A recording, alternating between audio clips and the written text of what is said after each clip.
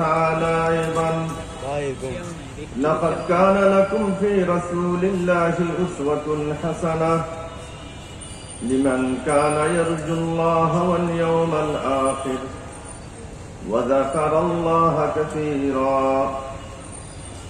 وقال رسول الله صلى الله عليه وسلم: إنما بعثت لأتمم مكارم الأخلاق. وعن عائشة رضي الله تعالى عنها قالت: كان خلقه القرآن. وعن علي مثله قال: هو أدب القرآن. وقال رسول الله صلى الله عليه وسلم أيضا: أنا سيد ولد آدم ولا فخر. أو كما قال النبي صلى الله عليه وسلم.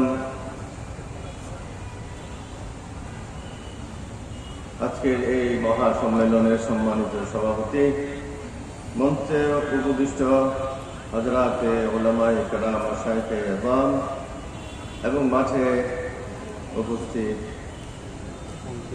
আমার প্রিয় তৌহিদি জনতা, দিন দরদি মুসলমান ভাইরা,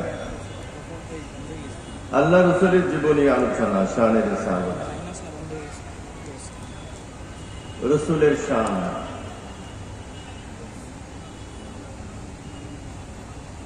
আমাদের ঈমান লা ইলাহা ইল্লাল্লাহ মুহাম্মাদুর রাসূলুল্লাহ।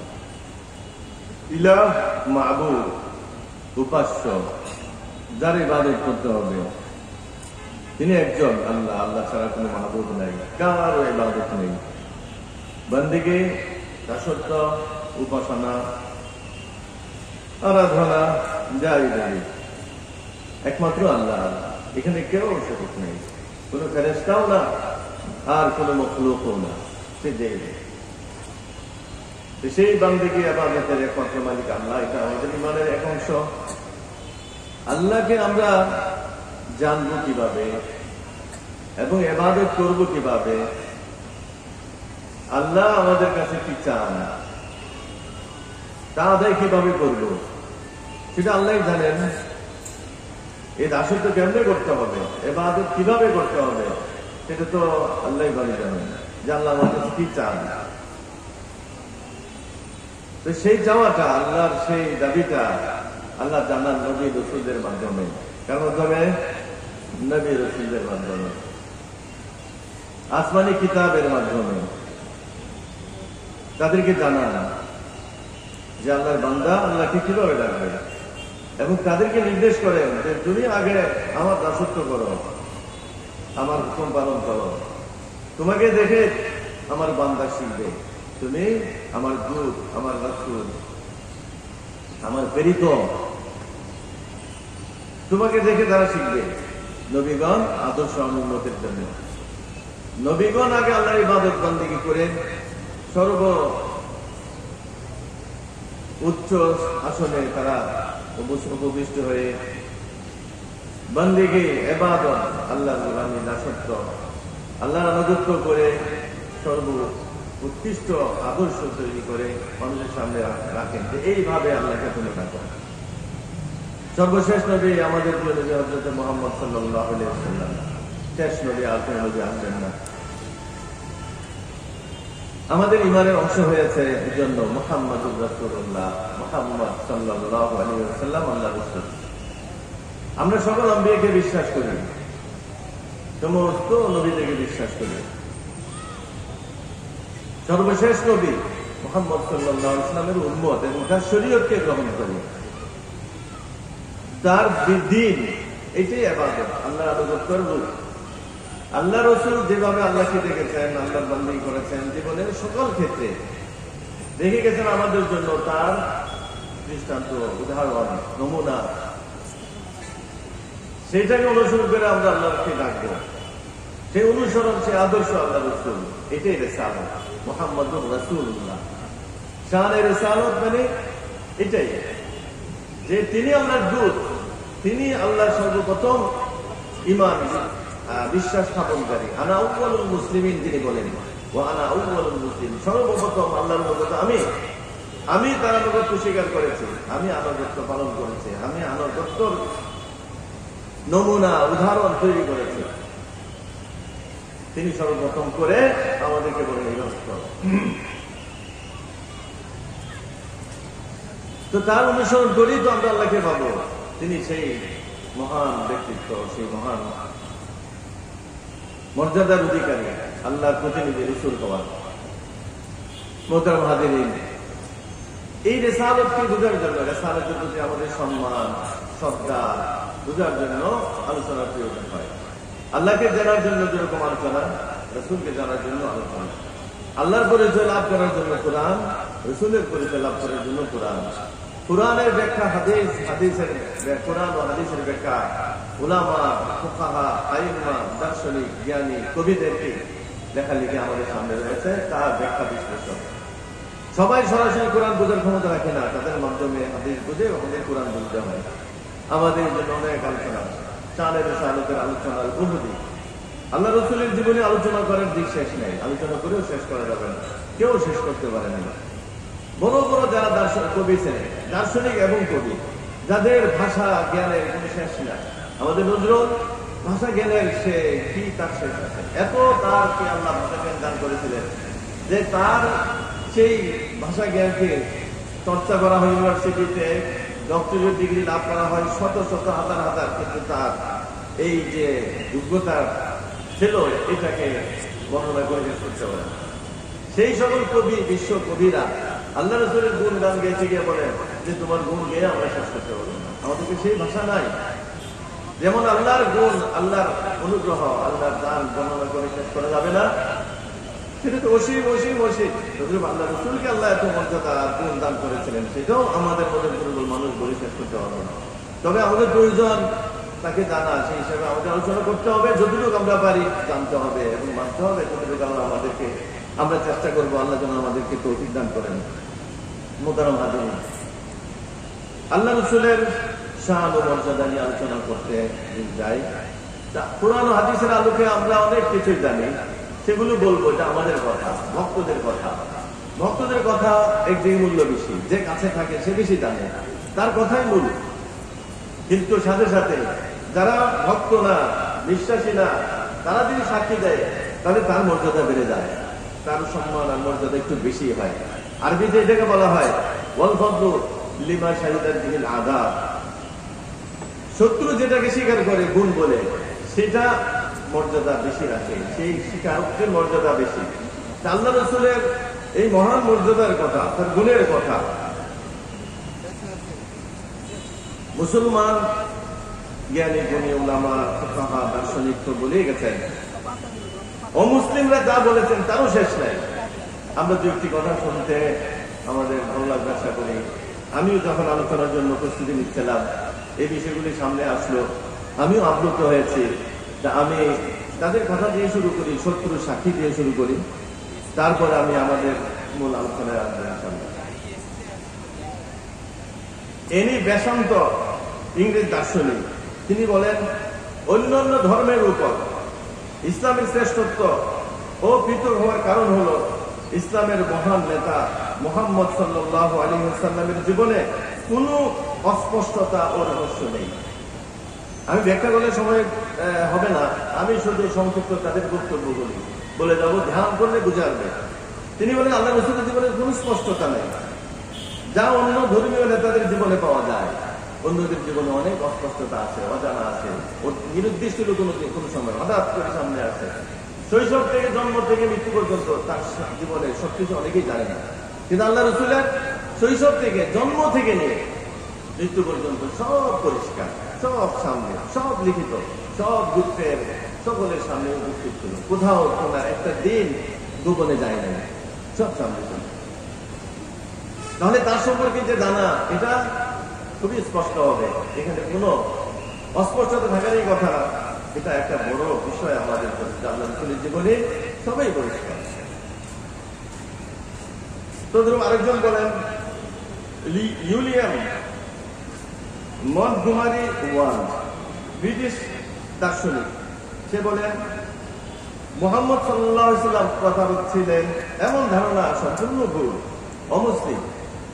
কারণ তার চরিত্র, সত্যবাদিতা এবং যে বিপুল সাফল্য তিনি অর্জন করেছেন, এসব প্রমাণ করে তিনি একজন সত্যিকারের নবী অমুসলিমের সাথে।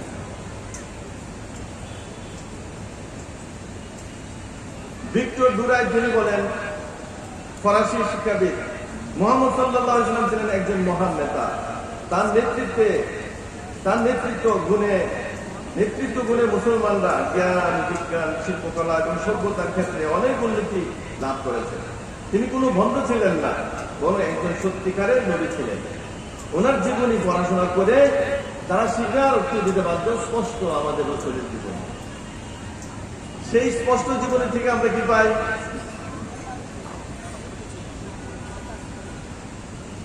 তাও তাদের কথাই বলে, দার্শনিক কাউন্ট টলস্টয়, রুশ রাশিয়ার দার্শনিক, তিনি বলেন তার গর্ব করার জন্য এটাই যথেষ্ট, আল্লাহ রসুলের গর্বের জন্য, সম্মানের জন্য। তিনি একটি পাশবিক সমাজকে সত্যের আলোর দিকে পথ দেখিয়েছেন। যারা পাখির ডিমের জন্য যুদ্ধ শুরু করে 100 বছর মারামারি করেছিল, এই এমন এক জাতি, তাদেরকে সত্যের পথ দেখিয়েছিল। তিনি জাতিকে সহাবস্থান, আত্মবিসর্জন অবলম্বনে অনন্য এক জীবনের শিক্ষা দিয়েছেন। তাদের জন্য উন্মোচন করেছেন উন্নতি ও সভ্যতার এক নতুন পথ। আশ্চর্যজনক ব্যাপার হলো, এমন গুণের মানুষ পৃথিবীতে আর আগমন করবে না। এটা আশ্চর্যজনক। তার কথা যেরকম, আমাদের আশ্চর্য যে এমন এই ব্যক্তি এই কথাটা বলল কি করে। তার সেই মহান ইতিহাসের জ্ঞান, অনুমান তার যে আর আসবে না, অতীত তো ছিলই না, এটা তো জানা ইতিহাস, ছিল কি ছিল না, সামনে তো জানা, কিন্তু সে বলে আর আসবে না। আর আমরাও বলি সেই বিশ্বাস, আল্লাহ রসুল বলে আল্লাহ সৈয়দ আদম, আমি আদম সন্তানের মধ্যে শ্রেষ্ঠ। এটা আল্লাহ রসুলকে আল্লাহ জ্ঞান দান করেছেন, আল্লাহ গায়েব জানেন। তাহলে অতীতও ছিল না, সামনেও আসবে না, কিন্তু সেও একটা অনুমান করেছে জীবনী আদর্শ চর্চা করে যে আল্লাহ রসুলের মতন এমন মানুষ আর আসবে না। শত্রু সাক্ষী বলবে।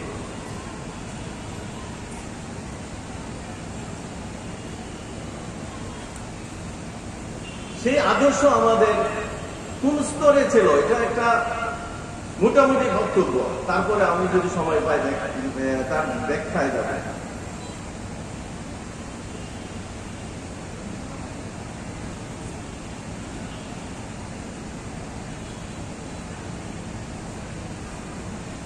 জর্জ বার্নার্ড শো, তার কথা আমি অনেক শুনেছি, অনেক দেখেছি বিভিন্ন জায়গায়।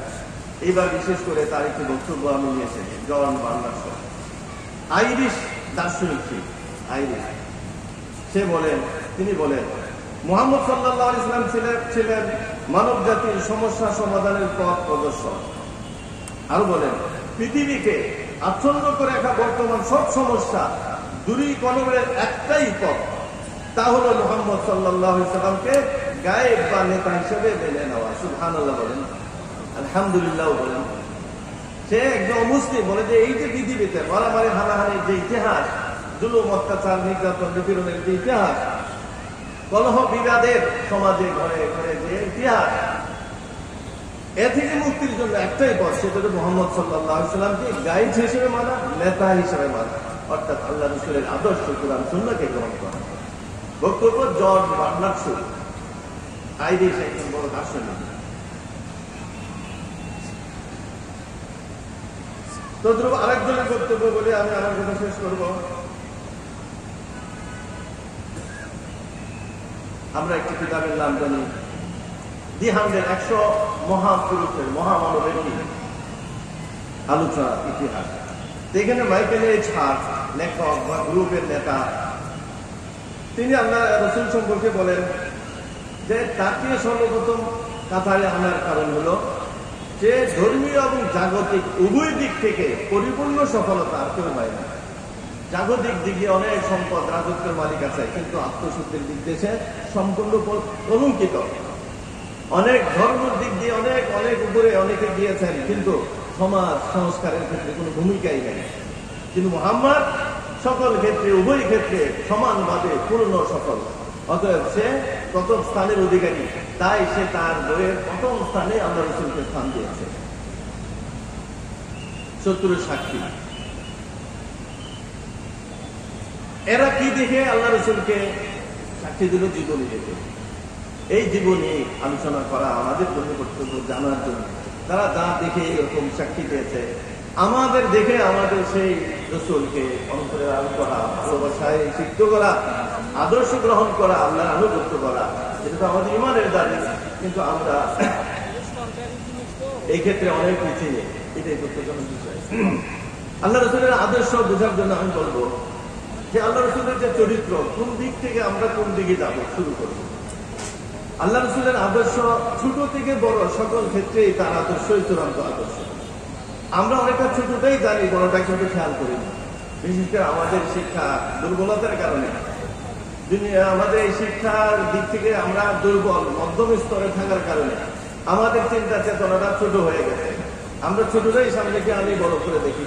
রসুলের বড় আদর্শগুলো আমাদের সামনে উপস্থিত থাকে না অনেক সময়, ফলে আমাদের মূল্যায়নটা পূর্ণ হয় না। তারা দার্শনিক জ্ঞানী বিধায় আল্লাহ রসুলের সেই মহৎ দিকটাকে তার সামনে আসে।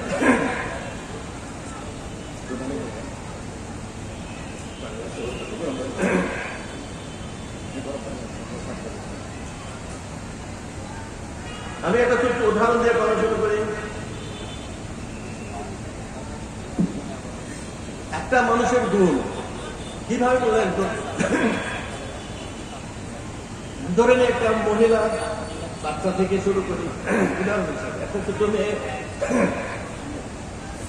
অল্প বয়স যখন থাকে তখন তার গায়ের রং, তার আচরণ সুন্দর, এগুলি আমরা দেখি মেয়েটা খুব ভালো, তার আমার চরিত্র সুন্দর। কিন্তু যখন দেখি তার একটা গুণ আসে, সে বড় বোন হয়, এখন সে বড় বোন হিসাবে তার কাছে আমরা কিছু আশা করি। এখন সে নিজেকে নিয়ে চিন্তা করলে এখন তাকে আমরা আর মূল্যায়ন করি না। বড় বোন হিসাবে তার ছোট বোনের প্রতি তার আচরণ কি, এটাও আমাদের হিসাবে আসে কিনা বলেন? তাহলে এখন তার মাধুর্য গুণ মাধুর্য, চরিত্র মাধুর্যতার প্রকাশ শুধু নিজের গায়ে হতে হবে না, এখন বোনের ক্ষেত্রে কি প্রকাশ পাইতে দেখবে। কিছুদিন পরে সে মা হয়, এখন বড় বোন হিসাবে হবে না, মা সন্তান, মা হিসাবে তার পরিবারকে কিভাবে দেখে, এখানে তার কি গুণ প্রকাশ পায়, এটা আমাদের সামনে যদি আসে, আদর্শ মা হবে না, আদর্শ মেয়ে থেকে যাবে, সে মা হতে হলে আরো কিছু লাগবে। এইভাবে মানুষ যত উপরে যায় তার দায়িত্ব বাড়ে, সেই ক্ষেত্রে তার কাছে প্রত্যাশা যা সেটা যদি পূরণ করে তো সে আদর্শ পূরণ, সেগুলি তার গুণ। একজন ছেলে হিসাবে আদর্শবান, বড় ভাই হয়ে গেলে ছোট ভাইয়ের প্রতি দায়িত্ব পালনের মাধ্যমে আদর্শবান, পিতা হয়ে গেলে সন্তানের প্রতি, পরিবারের প্রতি দায়িত্ব পালনের ক্ষেত্রে আদর্শবান, সমাজের কর্ণধার যদি হয় তাহলে সেখানে তার সমাজের প্রতি দায়িত্ব পালনের ক্ষেত্রে আদর্শবান। আরো উপরে গেলে রাষ্ট্রনায়ক হবে, বিশ্বনায়ক হবে। তাহলে বিশ্ববাসীর জন্য সে কি রেখে গেল এটাও দেখতে হবে, না হয়তো সে বিশ্ব নেতা। দেখা যায় একজন মানুষ ব্যক্তি পর্যায়ে সে ভালো, ভাইয়ের ক্ষেত্রে সে ভালো না, ভাইয়ের ক্ষেত্রে ভালো, পিতা হয়ে সন্তানের প্রতি ভালো না। আর যদি সমাজ যায়, সমাজের জন্য সে মুখের দাবি থাকে সেবার সুযোগ দেন, কিন্তু আসলে বাস্তবে কি করে না। ফলে জ্ঞান বিদ্যা অনেক থাকে, কিন্তু মানুষের আদর্শের ক্ষেত্রে বিচ্যুতি হয়ে যায়। তার মহান নায়ক দেখা গেল যে সমাজের জন্য যা দেওয়া তা না করে উল্টো কাজ করে। আমাদের কাছে একটা কিচ্ছা বর্ণিত আছে, রাজার হস্ত করে সমস্ত কাঙ্গালের ঘরে চলি। এই রাজা যতই মহান হোক সে তো আদর্শবান হতে পারে না। তাহলে সেই রাজা আদর্শবান কে? যে তার ভান্ডার জনগণকে দিয়ে দেয়, সে হবে আদর্শবান। তাহলে আপনার রসুলকে আমরা কোন জায়গা থেকে শুরু করবো? তার ব্যক্তি জীবন সুন্দর, তার পারিবারিক জীবন সুন্দর, সামাজিক জীবন সুন্দর। সমাজে কি ছিলেন তিনি, এখান থেকে শুরু করি আমরা, সময় নাই।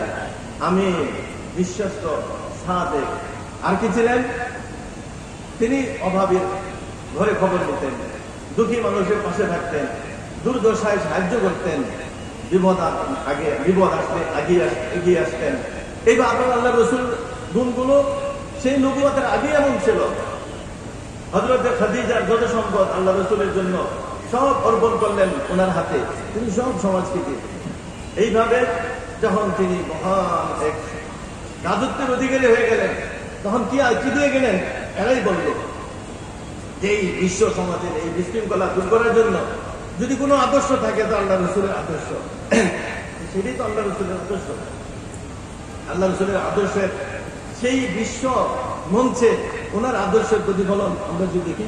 হাজ্জাতুল বাদার মাঝে গিয়ে বললেন যে আমার আরব জাতি, আমার কুরাইশ গোষ্ঠী আরেকটা নিম্নমানের গোষ্ঠীর মধ্যে কোনো পার্থক্য নাই, সাদা কালোর মধ্যে কোনো পার্থক্য নাই, মনিবার গুনাহের মধ্যে পার্থক্য নাই, আল্লাহর কাছে সব সমান। ইন্না আক্রামাকুম ইনদাল্লাহি আতকাকুম, আইনের কাছে সবাই সমান, মর্যাদার দিক দিয়ে সমান সমান। আর রূপে গুলি ভিন্ন হয়, সম্পদে ভিন্ন হয়, এগুলো মর্যাদার ভিত্তি না, মর্যাদার ভিত্তিতে সবাই সমান। যে যত ভালো আখলাক সে আমার কাছে সে সমান, আল্লাহর কাছে সমান, সবকে সমান করে দিয়েছে। আছে কোন নেতা দুনিয়াতে এমন ঘোষণা করার? বরঞ্চ তারা নিজেদের রাজত্বকে ধরে রাখে কাল কাল যুগান্ত পর্যন্ত। এখনো ব্রিটিশের রাজত্ব রয়ে গেছে যুক্তরাজ্য, কিন্তু আল্লাহ রসুল কোন রাজ্য ঘোষণ করেন নাই, রাজত্ব করেন নাই, ওনার বংশের জন্য রেখে যান নাই। আল্লাহ রসুলের পর হযরত আবু বকর আছেন, ওনার বংশের ছিলেন না, তিনি রেখে যান নাই। এরকম যে সম্মানের সে সম্মান পাবে। আল্লাহ রসুলের আদর্শ ছিল এটা। এই সকল ক্ষেত্রে আল্লাহ রসুলের আদর্শ তুলনাহীন, দেখতে করতে পারে। একটা কথা বলে শেষ করবো, আদান হবে। মানুষের আদর মানে গুণ, সুন্দর গুণের মাঝে ক্ষমা, ধৈর্য, দান ইত্যাদি। আমরা দানের কথা নিয়ে আসি, পরে ক্ষমার একটা উদাহরণ দিয়ে সময় থাকে বলবো। দান, আল্লাহ রসুল কি পরিমাণ দান করতেন। মা আয়েশা বলেন যে বাতাসের চেয়ে বেশি। বাতাস কি? বাতাস যখন প্রবাহিত হয় কার নাকে না বাজে বলেন? বাতাস কার নাকের ডগায় না লাগে, কে সেখান থেকে অক্সিজেন না নেয়? সবাই। আল্লাহ রসুলের দান এরকম ছিল, রমজান যদি আসতো দান সে বাতাসের চেয়ে বেশি, এত দান করতেন যে কেউ বঞ্চিত রাখতো না। সুবহানাল্লাহ। আছে কেউ এখন বলতে পারেন যে আমরা কিছুদিন আগে ব্যাপারে বললাম সবচেয়ে যে বড় ধনী, নাম বলছি না, বলতে ইচ্ছা হয় না, সে 480 বা 500 বিলিয়ন ডলারের মালিক। 90% সে দান করেছে মৃত্যুর পরে। এখন বলবেন তার পরিমাণ তো অনেক বেশি, আল্লাহ রসুলের দানের পরিমাণ কি?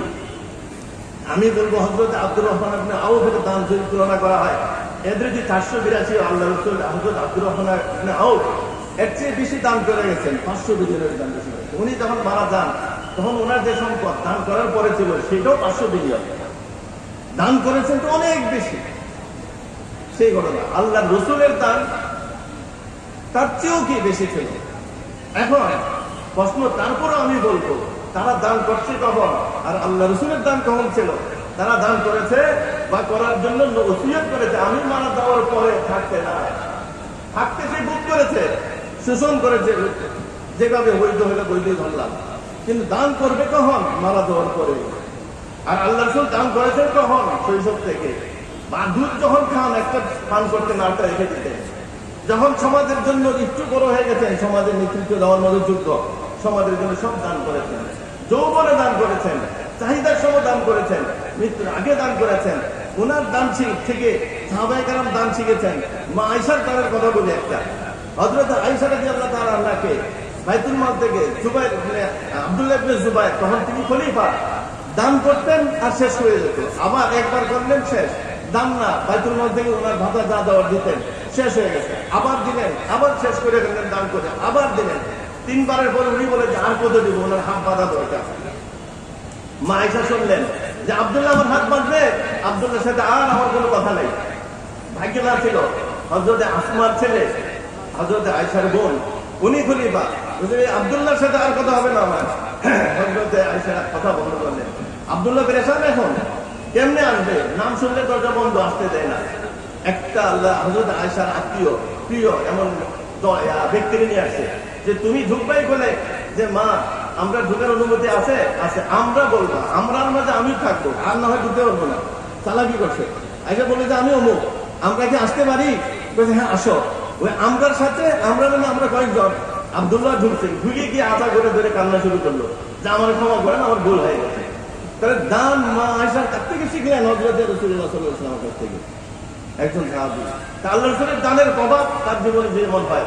হযরত আব্দুর রহমান ইবনে আউফ মদিনে আসছেন, অনেক উট নিয়ে, 100 উটের চেয়ে বেশি, 100 উট, 100 গোলাম, 100 বুঝা। কোনো কারণে ওনার ইচ্ছা হলে 100 উট সম্পূর্ণ গোলাম সহ, উটের পিঠে বুঝা সহ, ব্যবসায়ী পণ্য সহ সব দান করে দিলেন একসাথে। সুবহানাল্লাহ। কার থেকে শিখলেন? হযরত রাসূলুল্লাহ সাল্লাল্লাহু আলাইহি ওয়াসাল্লাম থেকে। তারা দান করছেন কখন? যৌবনে, জীবনে, মৃত্যুর পরে না। তাহলে কার কেমন পর্যন্ত এরকম দানের কোন ইতিহাস পাওয়া যাবে? বড় বড় দান ইতিহাস যদি হয় তো যখন তার ভোগ করার আর সুযোগ থাকে না তখন করে দান। এই দানের অত মর্যাদা নাই। যা আল্লাহ রাসূল দান সেটা যখন প্রয়োজন তখন দান করো, সেটা রাসূল করতেন, সাহাবায়ে কেরাম করতেন। আল্লাহ পাক আমাদেরকে সেই রাসূলের অনুসারী, কিন্তু তাকে জেনে জেনে তার অনুসরণ করে জীবনকে দুনিয়া আখিরাতে